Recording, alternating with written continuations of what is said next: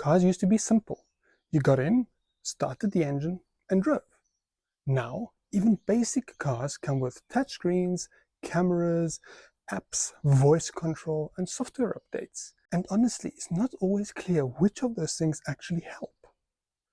I drive this Tesla Model 3 and this Dacia Sandero every week. And after living with both for over 1 year, I notice something interesting. Although some modern tech features make daily driving easier, others just add more complexity. Most people do not need every feature. They just want to know what helps in everyday driving and what becomes annoying and what is worth actually paying for.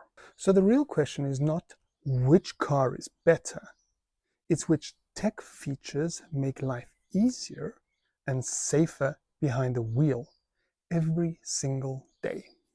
The first thing I notice is that these cars feel completely different before you even start driving.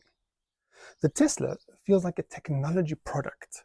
Almost everything goes through the screen. The Dacia feels much more traditional. Physical buttons, simpler controls, and less menu navigation. And to be honest, this affects my daily car life more than I expected. Things like adjusting temperature, changing airflow, unlocking the car, or even opening the glove box can either feel quick and natural or slightly distracting. Neither approach is automatically right or wrong, but they definitely create a different driving experience. Take, for example, unlocking your car. I share the Tesla with my wife. We both have Android phones and both use the Tesla app. When we both come close to the car, for some reason, it usually chooses my wife's Bluetooth connection and hence driver seat settings. Granted, it's just a few taps on the screen to change the seat position, and much easier than reaching down in the Dacia and manually moving the chair back and forth. You know, when you're driving, the little things start to stand out, like adjusting the temperature. In the Tesla, it's all on the screen. Cool, modern, sleek. But honestly, I keep catching myself reaching for a dial that just isn't there. There's something so instinctive, so human about twisting a knob to warm up your hands on a chilly morning. Maybe it's just me, but that tiny bit of tactile feedback feels safer.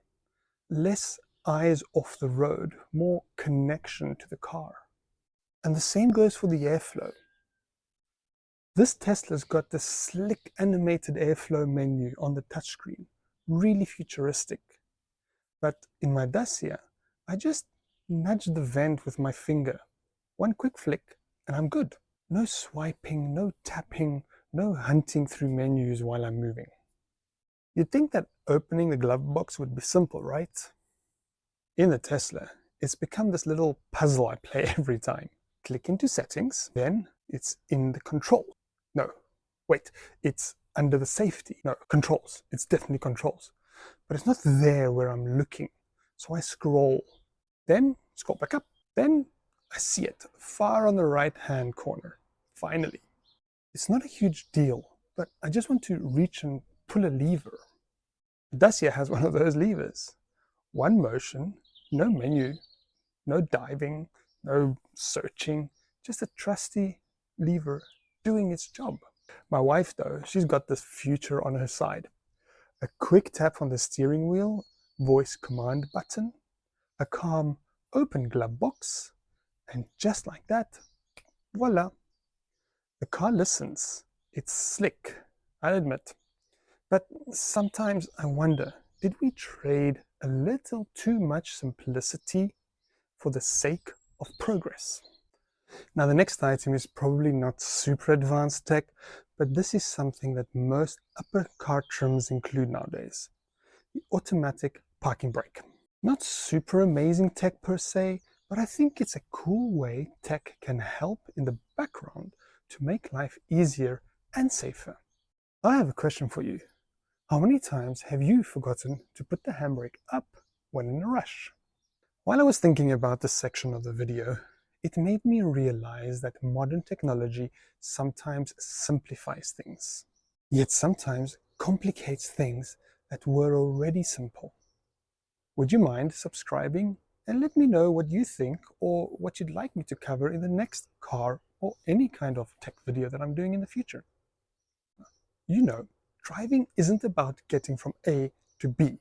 It's about how the car feels in the moment.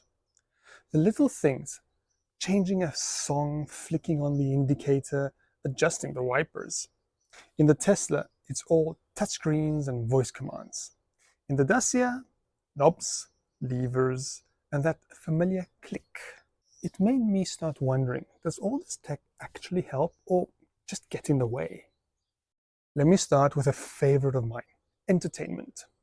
Tesla wants to think they make it easy because of the large screen that they have, but trying to find that radio station you want requires some searching. Also, switching between radio and the vast options of music selections comes with a lot of fiddly taps and swipes. So, is the Dacia any better, you may ask? Because of course it also uses a screen. Well, Dacia uses Renault technology, and for those that have driven a Renault, know that on the steering column they have an extra cluster of controls. It's officially called the steering column control. Steering column control? That's a bit of a weird name, don't you think? Anyhow, this column of controls clusters the media control parts, so things like volume up and down, the mute, source selection, and other things that require media selections. Once you know it's there, and after a few practice tries, you can easily switch to the source or adjust media as you drive, without the need of the screen. Alright, and this brings us to the contentious and honestly, in my view, the most safety worrying part. Indicators, or well, the button. Tesla made the decision to ditch the stalk and tuck the turn signals into little buttons on the wheel. It sounds fine on paper, but until you hit a roundabout, and then another and another, suddenly you're fumbling, overthinking. Which way do I push? Was that left or right? And I'm halfway around already? After a year behind the wheel, I still get it wrong. Every single time. It's not me. It's the muscle memory fighting a system that feels backwards. Meanwhile, the Dacia, flick the stalk, click, you feel it, you hear it, you know it. No second guessing, just drive. So Dacia, with their old technology of an indicator stalk, wins hands down. Wait, no, hands on the wheel, always. But you get the point. Next is rain. Not today, but I live in Belgium, and it rains a lot. So you would think that tech for rain should be flawless by now. Well, in other cars, maybe it is, but in this Tesla, for some reason, they just can't get it right. They even try to improve it with better controls, but even that up, down with a scroll wheel is annoying when driving. After a few attempts, you eventually get it right, but Dacia again with the stalks wins. There's no auto anything with Dacia, which honestly works wonders. Like a switch for your light. On, off, simple, practical, and safe. Moving on to a difficult thing to get right, and Tesla with their latest software version, I think have knocked this one out of the park, to use an American expression. About a month ago, Tesla's latest software version added a feature that lights up the interior of the car red if you indicate to turn and there is another car in your blind spot. That is so much better than the little dots other manufacturers like Dacia have in their mirrors. I think both work when driving, but when it comes to staying aware, Tesla's in your face, everything going red around you is a warning you cannot miss. That kind of clarity is really hard to beat. Finally, do you have any kind of voice control in your car? Well, both of these have, and both of these are useless. Maybe AI could fix it in the future, but both my wife, who has a UK accent, and myself with a more South African twang, cannot speak normally to be understood. We must both speak slowly and pronounce our words like we're in primary school. So disappointing. Modern car tech is fascinating. Some features genuinely make driving safer and simpler, like clear blind spot alerts that just work. But others feel like solutions in search of a problem, swapping intuitive tactile controls for sleek menus and hidden functions that demand your focus at the worst times. And when you're moving fast, even small frustrations add up. But this is only half the story. Do you want to know what features I actually use week after week after week?